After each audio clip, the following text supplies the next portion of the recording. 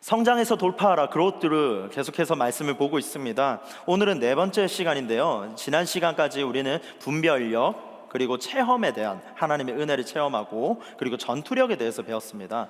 오늘은 기도에 대해서 한번 살펴보려고 합니다. 기도는 하나님의 무한한 은혜와 능력의 창고를 여는 열쇠입니다 라고 R.A. 토레이라는 분은 이렇게 말했습니다. 기도라는 것은 하나님의 무한한 은혜와 능력을 여는 창고, 이 창고를 여는 열쇠다라고 했습니다. 요즘 대한민국을 아주 핫하게 하는, 그리고 지금 LA를 들썩이게 하는 한 명의 축구 선수가 있어요. 누군지 아시죠? 지금 그쵸, LAFC에서 지금 이제 입단한 손흥민 선수입니다. 이 LAFC로 지금 손흥민 선수가 오면서 주민들이 난리가 났습니다. 지금 LA 지역에 제가 예전에 있었던 달라스에서도 막 소식이 들려오기 시작했어요. 지금 LA에 손흥민이 왔다며 하면서 소식을 막 전해주고 하는데, 여러분, 그 축구에서 우리 손흥민 선수가 혹독하게 훈련한 것으로 잘 알려져 있잖아요. 축구에 있어서 기본기가 뭐라고 생각하세요? 우리 축구를 좋아하시는 우리 형제님들이 계신데, 축구에서 기본기가 뭐예요?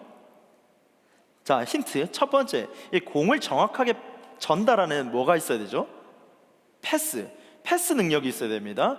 그리고 두 번째는 공을 안정적으로 이렇게 움직이고 컨트롤하는 드리블 능력이 있어야 되고요.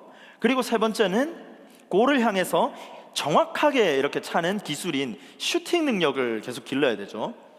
또한 마지막은 이 90분간 경기를 뛸 수 있는 강인한 체력들, 이것이 필요합니다.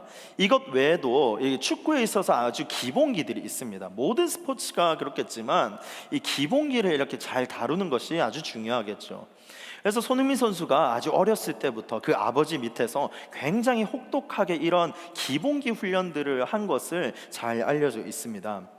실력을 갖추려면, 그 손흥민 선수가 월드 클래스가 되기까지 그 실력을 갖추기 위해서는 기본기가 중요했습니다. 그런데 이 기본기에도 시간이 필요해요. 이 손흥민 씨의 아버지 되시죠? 손흥정 씨가 이렇게 말했습니다. 당장의 성적이 아닌 미래에 투자하라 라고, 모든 것은 기본에서 시작된다라는 책에 나와 있습니다. 당장의 성적이 아니라 지금 미래의 것에 투자를 해야 된다라고 말합니다. 노벨 문학상을 받은 이 미국의 가수 밥 딜런이라는 사람은 이렇게 말했어요. 가치가 있는 일은 무엇이든 항상 시간이 필요하다. 우리가 지금 가치 있는 일에 투자를 한다라는 것은 그 순간에 반짝 빛나는 것이 아니라 오랜 시간 숙고하면서 그 시간이 필요하다라는 겁니다. 여러분, 지금 가치 있는 인생을 살아가고 있습니다. 그 가치 있는 인생을 지금 살아가는 동안 지금 당장 빛이 나지 않더라도 꾸준히 지금 시간을 들이고 있다라는 사실입니다. 여러분, 우리가 신앙생활에 있어서 가장 기본기가 뭡니까? 말씀이고 기도입니다. 우리가 이 두 가지가 기본이라는 것은 잘 압니다. 잘 아는데 우리가 잘 하지 못해서 항상 그 어려움들이 있죠. 기도도 마찬가지입니다. 이 기도라는 것은 훈련이 필요합니다. 시간이 필요하고요. 기도를 잘 하는 것은 오랫동안 기본기에 충실했다라는 겁니다. 그래서 기도에 있어서도 체력이 필요해요. 우리가 기도를 많이 해보면 알겠지만, 기도를 할 때 진짜 체력이 있어야 기도를 할 수 있습니다. 제가 이제 주일, 오늘 청년부 예배 전에 오전에 주일 중보기도 인도를 합니다. 그래서 이제 중보기도 인도를 할 때 대략 한 1시간 정도 기도 인도를 하는데요, 아침에 밥을 안 먹고 가면 이 1시간이 너무 힘든 거예요. 중간에 체력이 막 뚝뚝 떨어지는 것을 느낍니다. 기도하다가 이 배심이 부족해가지고 이 중간에 체력이 떨어지는 것을 경험하고요. 그런데 밥이나 간식이라든지 조금 먹고 이렇게 인도를 하게 되면 힘이 생깁니다. 에너지가 있어요. 그래서 우리가 금식 기도에 대해서 얘기들 많이 하지만, 금식 기도를 정말 아무나 할 수 있는 것이 아닙니다. 우리가 기도도 정말 체력이 있어야 할 수 있다라는 겁니다. 기도를 할 때 우리가 기본기가 약하다 보면 기도를 쭉 끌고 가기가 힘들어요. 평소에 우리가 기도를 하지 않다 보면 무슨 기도를 해야 될지가 참 어렵습니다. 그래서 우리가 평소에 기도를 하다 보면 기도 제목들이 생각나고 기도가 계속 늘어나다 보니까 시간이 점점 늘어나면서 기도할 수 있는데, 우리가 평소에 기도에 대한 이 습관이라든지 훈련이 돼 있지 않으면 5분이 뭐예요? 3분을 넘기기가 힘듭니다. 그건 역시 저도 경험을 해봤고요. 기도는 사실 이 교회 생활의 기본기입니다. 오늘 이 그리스도인의 기본기인 기도에 대해서 말하는데, 디모데전서 2장으로 넘어가면서 그 전에 우리가 선한 싸움을 싸워야 된다, 전투력을 길러야 된다라고 말하면서 그 다음 바로 이어지는 2장에서 처음으로 말하는 것이 기도입니다. 그리스도인의 생활에 대해서 2장부터 쭉 이어지는데, 그때 제일 처음 갖춰야 되는 것이 기도의 능력이라는 겁니다. 그래서 이 기도는 그리스도인에게 가장 기본인데, 무엇보다 이 바울은 기도의 중요성에 대해서 말하면서 기도에 대한 단편적인 뿐만 아니라 기도도 성장해야 된다라고 성경은 말하고 있습니다. 그래서 오늘 우리는 이 말씀을 통해서 어떻게 기도를 해야 되는지, 그리고 어떻게 하면 우리의 기도를 조금 더 성장할 수 있는지 말씀을 통해서 이 두 가지 교훈을 살펴보도록 하겠습니다. 먼저 첫 번째는 기도는 울타리를 넘어야 합니다. 기도는 울타리를 넘어야 된다라는 겁니다. 이 기도에도 성장이 필요하고요, 기도도 이 지경을 넓혀야 된다라고 말합니다. 특히 바울은 이 기도의 종류와 대상을 확장시킬 것을 지금 말씀에서 말하고 있습니다. 그 1절을 보시면요, 기도의 이 성장 방향을 말해주거든요. 이것을 두고 성경은 이렇게 말합니다. 모든 사람을 위하여 라고 기록하고 있어요. 기도를 해야 되는데 모든 사람을 위하여 라고 기도합니다. 모든 사람이라는 것, 사실 이 성경을 봤을 때 조금 너무 추상적이죠. 내가 어느 범위까지 기도를 해야 되는 것인지, 과연 이 모든 사람이 내 지금 영역에서 누구까지 포함하는 것인지에 대한 뭔가 명확하지 않아서 추상적으로 느끼고, 그것 때문에 우리는 피부로 잘 와닿지가 않습니다. 이 말 뜻을 다양한 성경을 통해서 이 맛을 해석을 해서 다시 풀어보면, 모든 사람을 위해서 기도한다라는 것은 내가 좋아하는 사람뿐만 아니라 싫어하는 사람도 포함해서 기도하는 것을 모든 사람을 위해 기도한다라는 겁니다. 우리가 기도할 때 1차원적으로 나를 위해서 기도하죠. 그리고 가족들을 위해서 기도합니다. 가장 가까이 있는 사람들을 위해서 기도합니다. 그런데 여기 성경에서 말하는 것은 내 가족과 내 사랑하는 친구들과 우리 청년 지체들 뿐만 아니라 나를 힘들게 하고 괴롭게 하는 사람까지 포함하는 기도를 말하고 있습니다. 모든 사람이라는 것은 내 기도에서 지금 이 사람만 뺐으면 좋겠는데 라는 사람까지 포함하는 기도입니다. 그래서 어려운 거예요. 기도도 성장해야 된다라고 하죠. 우리가 기도하다 보면 내가 좋아하는 사람만 기도하고 싶습니다. 나에게 가장 가까이 있는 사람, 나에게 밀접하게 연결되어 있는 사람하고 기도를 더 많이 하게 됩니다. 그런데 기도에 있어서 성장하기 위해서는 그 사람 아니라 나를 정말 괴롭게 하고 어렵게 하고 내가 정말 이 사람만큼은 축복해 주기 싫은데 라는 사람까지 포함해서 하는 것이 모든 사람을 위해 기도하라 라는 겁니다. 이 바울은 본문에서 특히 여기 보시면 임금들과 높은 지위에 있는 모든 사람을 위하여 기도하라 라고 합니다. 그 당시로 한번 볼게요. 그 당시 배경에서 보면 기독교를 굉장히 핍박했습니다. 그럼에도 불구하고 그리스도인들은 그들을 위해서 기도해야 된다라고 권면하고 있습니다. 왜냐하면 이 왕과 높은 지위에 있는 사람들이 결국 그 시민들의 안녕을 책임지기 때문입니다. 우리가 이 말씀을 통해서 지도자를 위해서 기도해야 된다라는 겁니다. 내 생각과 내 정책이 맞든지 맞지 않든지 이런 사람들이 있습니다. 그럼에도 불구하고 우리는 그들을 위해서 기도해야 된다라는 겁니다. 그들을 위해서 기도할 때 감사하고 평안한 삶을 누릴 수 있다라는 것입니다. 그들에게 완악한 마음들이 있다면, 세워진 지도자들 가운데, 세워진 리더들 가운데 혹시나 완악한 마음들이 있고 우리를 괴롭게 한다고 할지라도 우리 그리스도인들이 해야 되는 것은 그들을 축복하며 기도하는 인생이라는 겁니다. 인간은 이 언제 닥칠지 모르는 태풍을 기다리면서 살아가는 사람은 없습니다. 항상 그것을 피하고 싶은 인생이죠. 늘 불안하고 염려를 바라는 사람은 정말 단 한 사람도 없을 거예요. 사실 인간이 원하는 삶은 평안한 삶이죠. 고요한 삶이고요. 이를 위해서 우리 지도자들을 위해서 기도하라라고 성경은 말하고 있습니다. 여러분, 기도에 대해서 한번 물어보겠습니다. 기도할 때 지금 누구를 위해서 기도하십니까? 여러분 지금 기도하십니까? 기도하시죠. 무엇을 위해서 기도하십니까? 내 직장을 위해서 기도하고요. 내 삶의 영역을 위해서 기도하고, 그리고 나의 사랑하는 누군가를 위해서 기도합니다. 가장 가까이죠. 대부분의 출발은 나에서 시작하고 내 가정으로 이렇게 확장됩니다. 그러나 성장하는 기도는요, 이웃과 공동체와 나라와 열방으로 확장되는 것이 바로 성장하는 기도입니다. 이 기도력이 성장하면요, 나의 기도에서 공동체의 기도로 확장이 되고요, 나의 필요에서 하나님의 뜻을 보게 되는 기도를 하게 된다라는 겁니다. 그리고 이 기도가 마이크로 마인드셋에서 정말 하나님 주시는 메가 마인드셋으로 큰 뷰를 갖고 기도할 수 있는 것이 바로 기도의 성장이라는 겁니다. 이 1절 말씀을 공동 번역으로 보면 이렇게 말합니다. 나는 무엇보다도 먼저 모든 사람을 위하여 간구와 기원과 간청과 감사의 기도를 드리라고 권하는 바입니다 라고 말합니다. 여기서 우리 개역개정에서는 첫째로 권한다라고 말하고 있거든요.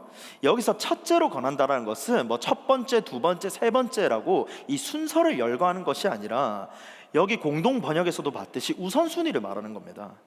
우선순위를 놓고 기도하라라는 겁니다. 이 신앙인에게 있어서 우선순위는 기도라는 겁니다. 그래서 여기 본문에 말하는 기도의 4가지 방식이 있거든요. 간구가 있고, 기도가 있고, 도고가 있고, 감사가 있습니다. 그래서 이 4가지를 언급하는 것은 뭔가 10분씩 잘라서 공식화해서 우리가 기도를 하라라는 의미보다 이 모든 것을 다양하게 기도함으로써 기도를 풍성하게 할 것을 말하고 있는 겁니다. 첫 번째, 간구입니다. 간구라는 것은 나의 필요죠. 우리가 기도할 때 나의 필요를 위해서 기도를 합니다. 간구에는 간절함이 포함됩니다. 솔직히 우리가 기도를 할 때 보면 우리가 열방과 나라와 이런 기도를 하기보다 우리 나의 필요와 나의 실질적인 상황을 위해서 기도할 때 더 간절함이 있습니다. 그래서 이 간구에는 간절함이 묻어나 있습니다. 이 절박함을 하나님께 올려드린 것이 간구고요. 우리의 인생이 얼마나 이 절박한 순간들이 많이 있습니까? 어느 한 청년 집회였어요. 이제 많은 인파가 모였고요. 그리고 한 청년이 저 끝에서 이렇게 간절히 기도했습니다. 이 방언을 너무 받고 싶었나 봐요. 정말 성령님께서 임하셔서 이 방언을 너무 받고 싶었나 봐요. 저 역시도 정말 방언을 너무 받고 싶어서 이렇게 간절하게 기도했던 기억이 있습니다. 저 끝에서 기도하는 청년이 이게 너무 간절하게 기도했는지 막 온 이렇게 예배당을 울려 퍼지게 했어요. 그때 이제 성령님께서 강하게 이렇게 역사하셔서 임재하셨습니다. 그리고서 이곳저곳에서 이렇게 방언이 터지는데 저 끝에 청년이 갑자기 이렇게 기도하더래요. 성령 주이소, 성령 주이소, 성령 주이소, 막 이렇게 기도를 하더래요. 그래서 가까이서 보니까 저기 이 흑인 형제가 이렇게 경상도 사투리 방언을 받아서 막 기도했더라라는 얘기를 들은 적이 있습니다. 정말 그 절박한 가운데서 기도할 때 정말 우리가 알게 모르게 정말 하나님께서 역사하시는 것들을 경험하게 되죠. 정말 간절한 기도, 이 절실한 기도라는 것은 주시는 분은 하나님이시고요, 하나님 말고는 지금 답이 없다라는 것이 바로 이 간구의 기도입니다. 두 번째는 기도인데, 이 기도는 하나님과의 만남입니다.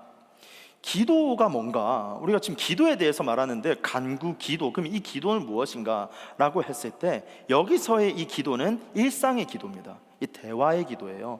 하나님과 만남의 기도입니다. 우리는 평소에 만나서 친밀감을 갖죠. 자주 만나야 친해집니다. 자주 만나서 운동하고 자주 만나서 우리가 맛있는 음식들을 먹으면서 친해지듯이 이 기도라는 것은 이게 일상 가운데 계속 기도함으로써 하나님과의 친밀함을 말하는 것이 지금 여기서 말하는 기도라는 겁니다.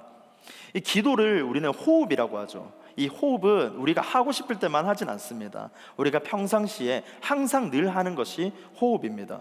그래서 정해진 시간에만 기도하는 것이 아니고 평소에 하는 것이 기도, 호흡이다라는 겁니다.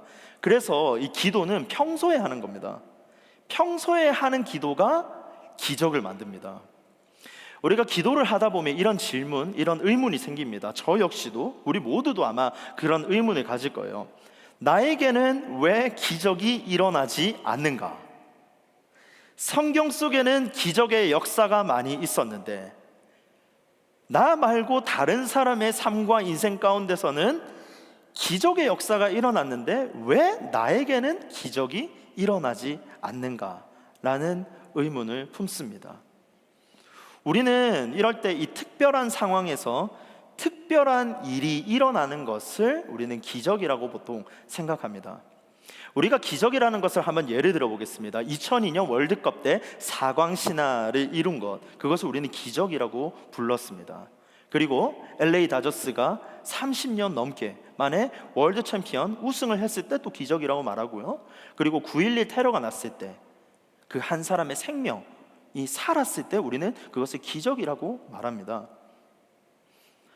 그러나 엄밀히 말하면 이 기적이라는 것은 일상에서 벌어지는 거예요. 그래서 이것을 두고 신학자 크레이그 키너라는 우리 신학 교수님은 여기서 이렇게 말했습니다. 잘 보이는 곳에 감춰져 있으면 사람들은 기적으로 여기지 않습니다. 그러나 그리스도인은 보편적인 신적 행동, 하나님의 행동이 우리 주변에 곳곳에 있다고 믿는 존재들입니다 라고 말하고 있습니다. 오늘날에도 기적의 역사는 있습니다. 다만 우리가 보지 못할 뿐이죠. 오늘도 기적을 체험합니다. 여러분 그렇습니까? 어떻게 기적을 체험할까요? 생명 자체가 기적입니다. 생명 자체, 내가 눈을 뜨고 감는 것 자체가 기적이다라는 겁니다. 그래서 시편 3편 5절은 이렇게 말하죠. 내가 누워 자고 깨었으니 여호와께서 나를 붙드심이로다. 이 심장이 멈추지 않는 것이 사실 진짜 기적입니다. 호흡하는 것이 기적입니다. 내일을 볼 수 있는 것이 기적이고 우리가 예배 드릴 수 있는 것이 기적이며 아침에 햇살을 볼 수 있는 것이 기적입니다. 사실 일상에서 너무 자주 벌어지다 보니까 우리가 그것을 느끼지 못할 뿐입니다. 그리고 또 왜 우리는 기적을 경험할까요? 평범함이 기적이에요. 사실 평범하게 사는 것이 내 인생의 가장 큰 목표다라고 살아가는 분들도 많이 있습니다. 왜냐하면 우리 인생에서는 평범하지 않거든요. 항상 태풍도 있고 갑자기 몰아닥치는 토네이도도 있습니다. 우리가 당연히 여기는 것이 기적입니다. 예레미야애가 3장 23절은 말합니다. 이것들이 아침마다 새로우니 주의 성실하심이 크시도이소이다. 하나님의 신실하심, 하나님의 끊임없음이 날마다 아침마다 새롭게 하는 것이 기적이다 라고 말합니다. 해가 뜨고 지는 것, 우리가 먹고 마시는 것, 그리고 사랑하는 사람들과 웃을 수 있는 것, 함께 예배드릴 수 있는 것, 우리가 목장 공동체에서 웃을 수 있고 나눌 수 있고 하는 모든 것이 우리 일상에서 주신 하나님의 기적이다라는 겁니다. 그래서 2절에 말하는 고요하고 평안한 생활을 하기 위해 기도한다라는 말이 나오는 겁니다. 여러분, 평범한 일상과 교요한 삶에서 드리는 이 기도는 정말 기적을 낳습니다. 우리가 어려울 때 기도를 하죠. 하지만 우리 인상 가운데 지금 고요하고 평안함이 있을 때 기도를 쌓는 것이 정말 우리의 날마다 주시는 하나님의 기적을 보게 될 줄로 믿습니다. 왜냐하면 그 기도의 시간을 통해서 하나님을 만나기 때문입니다. 우리는 기도하면서 하나님을 만납니다. 여러분, 오늘도 내일도 기도로 하나님을 만나시기를 바랍니다. 하나님과 기도로 말미암아 친밀해지시길 바랍니다. 그럴 때 우리 삶에서 놓쳤던 기적을 보게 될 줄로 믿습니다. 세 번째는 도고라고 나오는데요, 이 도고가 바로 중보기도입니다. 간구와 기도라는 것이 개인적인 측면이었다면 세 번째, 네 번째 나오는 도고와 그리고 감사라는 것은 조금 더 기도로 확장해서 공동체성을 더 많이 띱니다. 그래서 여기 도고라는 것은 중보기도라는 건데 2절에서 말하는 임금들과 높은 지위에 있는 모든 사람을 위하여 기도하라 라고 하는 것이 대표적인 중보기도죠. 왕과 높은 지위에 있는 사람의 그 상황을 한번 상상을 해보겠습니다. 그들은 높은 곳에 있기 때문에 위험에 더 많이 노출되어 있습니다. 그리고 많은 사람들의 시선을 주목받게 됩니다. 고귀한 지위와 신분이 그들을 더 위험으로 노출시킵니다. 그리고 올가말 수 있는 요소들이 너무 많아요. 그래서 통치자들을 위해서 우리가 기도한다라고 했을 때 그 리더를 통해서 하나님께서는 이 사회의 안녕과 평안함을 유지하게 한다라는 말씀입니다. 하나님은 지금 바벨론으로 사로잡혀 가 있는 이 유대인들을 두고 성읍의 평안함을 놓고 여호와께 간구할 것을 말하고 있습니다. 그래서 예레미야 29장 7절은 이렇게 말합니다. 너희는 내가 사로잡혀 가게 한 그 성읍의 평안을 구하고 그를 위하여 여호와께 기도하라. 이는 그 성읍이 평안함으로 말미암아 너희도 평안할 것임이라. 사로잡혀 가고 있는데 지금 평안을 위해서 기도하라라고 성경은 말하고 있습니다.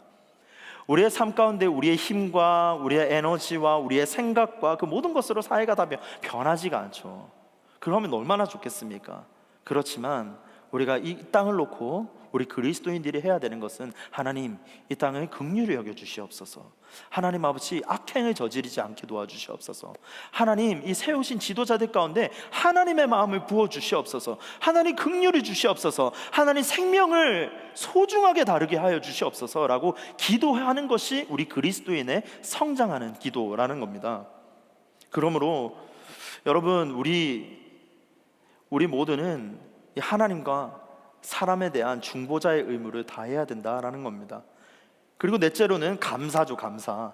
이 감사는 상황과 상관없이 우리 하나님께 영광을 돌리는 것을 말합니다. 감사는 믿음의 고백입니다. 감사는 가장 순수한 고백이고요. 감사할 수 있는 이유는 하나님이 변하지 않기 때문입니다. 상황이 바뀌어도 우리 하나님은 어떻게 하시죠? 변하지 않습니다. 상황이 바뀌어도 하나님은 절대 변치 않은 분이시죠. 데살로니가전서 5장 18절은 말합니다. 우리 잘 아는 말씀인데 한번 읽어보겠습니다. 시작. 범사에 감사하라. 이것이 그리스도 예수 안에서 너희를 향하신 하나님의 뜻이니라. 범사에 감사하는 것이 하나님의 뜻이랍니다. 우리의 상황과 우리의 어떠한 모든 것들을 벗어나서 범사에 모든 일에 감사하는 것이 하나님의 뜻이라고 말합니다. 감사는 하나님이 지금도 일하고 계신다라는 것의 입술의 선포입니다. 감사는 그러므로 말미암아 나를 변화시킵니다. 감사는 내 입술의 원망을 소망으로 바꾸어 주고요. 그리고 감사는 이 절망을 믿음의 삶으로 바꿔주는 비결이 됩니다. 둘째로 우리가 기억해야 될 것은 기도는 하나님의 뜻을 이룬다라는 겁니다. 기도는 하나님의 뜻을 이룹니다. 제가 청년부 목사로서 가장 관심이 있는 것이 무엇일까요? 청년이죠. 청년부 목사로서 가장 관심 있는 것은 청년입니다. 청년부입니다.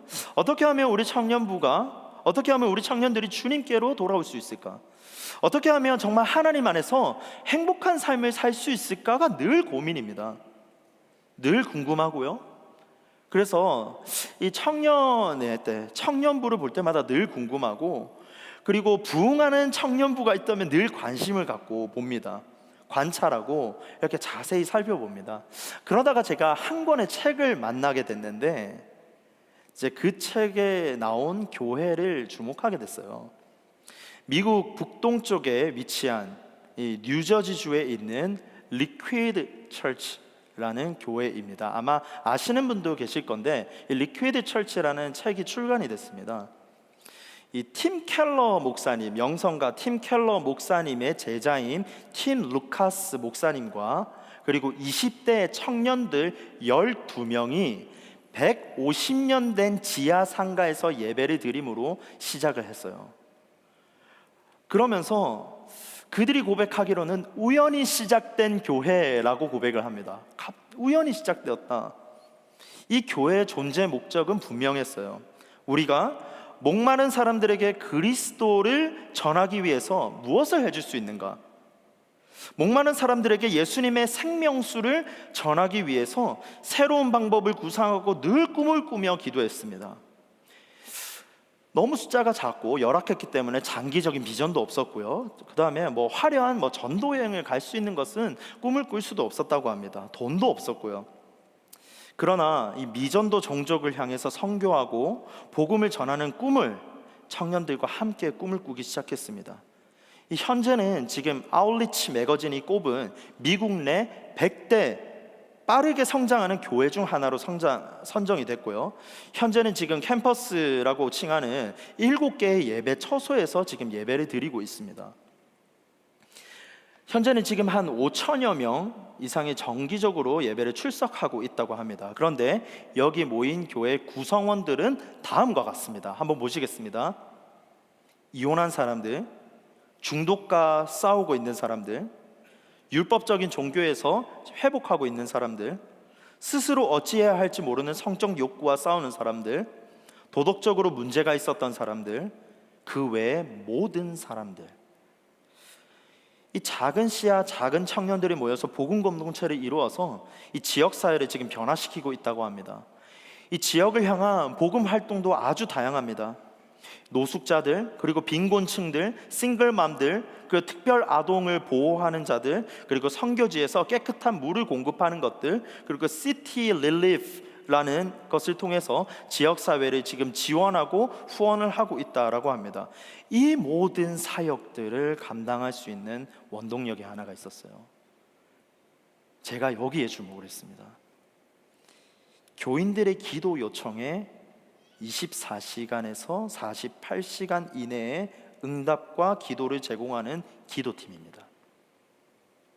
영혼을 위해 꾸준히 기도한 것이 열매를 맺었다라는 겁니다. 복음을 향한 열망과 기도가 연합을 이루면요, 놀라운 기적을 만들어냅니다. 기도를 통해 하나님의 뜻을 발견하게 되고, 기도를 통해서 하나님의 심정을 알게 됩니다. 오 할레스비라는 분은 영의 기도에서 이렇게 말했어요. 우리는 기도를 통해 예수께 우리의 영혼과 육체, 가정과 이웃, 국가와 온 세상 신자들의 공동체와 불신자들에게 가까이 다가오실 수 있는 기회를 들어야 합니다.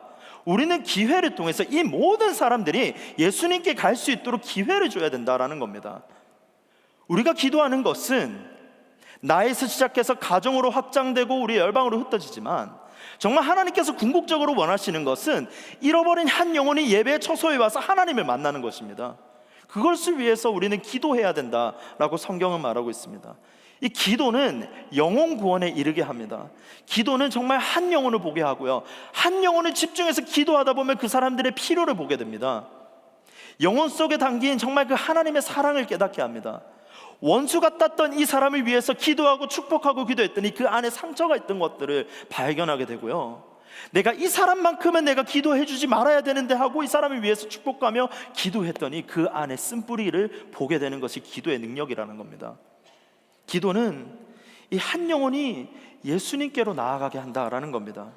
우리가 기도할 때 정말 사람에게 관심을 갖게 하고요, 모든 사람을 위해서 기도할 수 있는 이유는 하나님이 사랑이기 때문입니다. 우리는 기도할 때 그 하나님의 사랑이 전달이 되는 겁니다. 여러분, 지금 많은 분들 위해서 기도하시죠. 나 자신뿐만 아니라 우리 어머니를 위해서, 우리 아버지를 위해서, 또한 내 친구를 위해서 아마 1년, 3년, 5년, 10년 더 많은 시간 동안 아마 기도하시는 분들이 있을 겁니다. 하나님께서 말씀하시기를 한 영혼을 위해서 기도할 때 하나님께서 반드시 그 기도에 응답하실 줄로 믿습니다. 하나님은 사람의 파멸이나 죽음을 원하시는 분이 아닙니다. 모든 사람의 안녕과 구원을 원하십니다. 하나님은 모든 사람이 구원을 받기를 원하며 멸망당하지 않기를 원하시지만, 사람들은 자기의 잘못으로 구원을 바라지 않는 모습들을 보게 됩니다.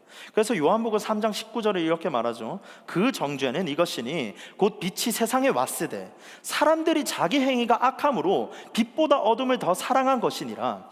빛이 이 땅에 왔는데, 예수 그리스도가 우리 삶 가운데, 우리의 있는 이 자리 가운데 왔는데 그것을 보지 못하고 어둠을 더 사랑하기 때문에 우리는 구원받지 못하고 빛을 보지 못한다라고 성경은 말하고 있습니다.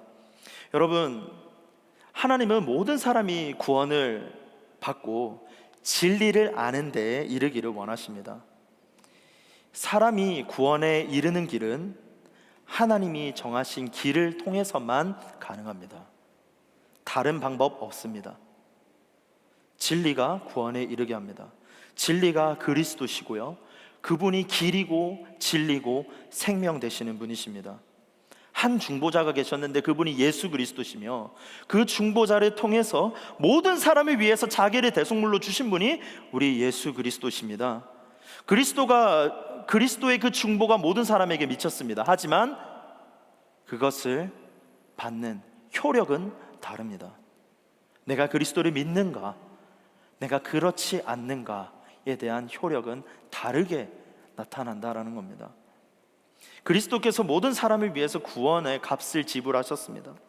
그리스도를 통해서 우리는 하나님과의 새로운 관계를 맺게 되었습니다. 잃어버린 관계, 끊은 관계를 다시 한 번 더 하나님과의 관계를 맺게 된다는 겁니다. 예수님은 우리를 죽음과 지옥으로 구원하기 위해서 자발적으로 죽음의 길로 가셨거든요. 대속물로 주셨습니다. 그래서 우리는 하나님이 통치하시는 이 땅의 천국 가운데 살 수 있게 된 것입니다. 하나님은 그 뜻이 충만하신 분이십니다. 본문 4절을 보시면요, 이렇게 기록합니다. 우리 함께 읽어보겠습니다. 본문 4절 말씀입니다. 시작. 하나님은 모든 사람이 구원을 받으며 진리를 아는 데에 이르기를 원하시느니라. 우리 모두가 여기에 나온 모든 예배자들 가운데 구원을 받고 진리를 알기를 원하시는 분이 우리 사랑의 하나님이신 줄로 믿습니다. 하지만 이 땅은 여전히 하나님의 방법으로 구원받고자 하는 사람의 의지가 부족합니다. 요한복음 5장 40절은 이렇게 말해요. 그러나 너희가 영생을 얻기 위하여 내가 오기를 원하지 아니하는도다. 하나님을 원하지 않는 세대가 많이 있습니다. 우리는 지금 하나님을 사랑하고 하나님께 예배하고 찬양하며 이 안에서 기쁨을 누립니다. 그런데 조금만 눈을 돌려보면요, 하나님이 오지 않기를 원하는 많은 세대들이 지금 이 LA 땅에 많이 퍼져 있다라는 겁니다. 하나님은 이 사실을 너무 잘 아셨기 때문에 우리 그리스도인들에게 지금 부탁하시는 겁니다. 모든 사람을 위해, 영혼 구원을 위해, 하나님의 뜻을 이루기 위해 기도하라 라고 하십니다.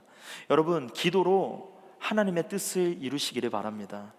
하나님은 우리의 기도를 통해서 한 영혼이 진짜 교회로 오기를 원하십니다. 여러분의 지금 미전도 종족은 어디 있습니까? 여러분 마음속에 있는 지금 미전도 종족이 어디 있습니까? 멀리 보지 맙시다. 우리가 있는 지금 우리 상황 가운데서 여러분의 미전도 종족은 어디 있습니까? Unreached people, 지금 복음이 닿지 않는, 복음을 듣지 못한 그 영혼들은 지금 어디 있습니까? 분명 여러분 마음속에 기도하고 계신 분이 한 분이 있을 거예요. 그분을 위해서 기도하는 것은 내 소원을 이루는 것이 아니라 하나님의 뜻이 이 땅 가운데 이루어지는 일인 줄로 믿습니다. 하나님의 일에 함께하는 것이나 마찬가지고요. 기도는 하나님의 계획을 이루는 가장 강력한 방법임을 믿으시기 바랍니다. 우리가 진심으로 기도하면요, 하나님께서 그 영혼을 불쌍히 여기시는 그 마음을 주십니다. 이 복음을 진심으로 깨닫는 날이 오게 될 겁니다. 이 복음을 거부하던 세대가 마음이 서서히 누그러지는 것을 경험하게 될 것이고요. 우리가 기도하면, 절대 포기하지 않고 기도하면 하나님께서 반드시 그 뜻을 이루실 것을 믿습니다. 그러니 절대 포기하지 말고 오늘도 한 걸음 걸어가면서 기도하는 우리 모든 청년분들 되시기를 주님의 이름으로 축복합니다. 우리의 기도는 절대 헛되지 않음을 믿으시기 바랍니다. 오늘도 하나님은 이 한 영혼이 구원을 받으면서 진리를 알기를 지금 너무나도 기다리고 계시다라는 사실입니다. 하나님은 지금도 기다리고 계십니다. 진짜 한 영혼이 돌아와서, 한 영혼이 정말 구원받고 그 한 영혼이 하나님을 찬양하며 예배하며 그 안에서의 자유함을 누리시는 것을 원하시는 분이 우리 하나님이시라는 사실을 믿으시기 바랍니다. 말씀을 정리할게요. 인간의 위대함은 하나님 앞에 무릎 꿇는 데 있습니다. 우리 인생의 위대함은 하나님 앞에 무릎 꿇는 데 있습니다. 여러분, 진짜 멋진 삶을 살고 싶지 않습니까? 정말 멋진 인생을 살아가고 싶지 않습니까? 정말 하나님께서 칭찬하시고 하나님의 기쁨이 되며 정말 멋진 인생을 살아가고 싶지 않습니까? 하나님 앞에 무릎 꿇는 사람이 진짜 멋진 사람입니다. 파스칼은 이렇게 말했죠. 인간의 위대함은 하나님 앞에 무릎 꿇는 것이다. 여러분, 정말 멋진 사람을 만나고 싶습니까? 정말 멋진 사람이 되기를 원하세요? 무릎 꿇는 사람을 찾으시기 바랍니다. 정말 하나님 앞에 겸손하게 무릎 꿇는 사람을 찾으시기 바랍니다. 여러분, 정말 주님 안에서 정말 멋진 사람이 되기를 간절히 축복합니다. 그러기 위해서 우리 모두 하나님 앞에 무릎 꿇으시다. 저부터 하나님 앞에 무릎 꿇겠습니다. 우리 청년 공동체 모두가 하나님 앞에 무릎 꿇고 하나님께서 인생의 활로를 열어주시는 그러한 멋진 인생을 살아가는 우리 모든 청년들 되시기를 주님의 이름으로 축복합니다. 기도를 높이 뛰고 기도의 너비를 확장시키며 기도로 우리의 삶을 움직이고 하나님의 뜻을 이루시는 우리 NABC 청년부가 되시기를 주님의 이름으로 간절히 축복합니다.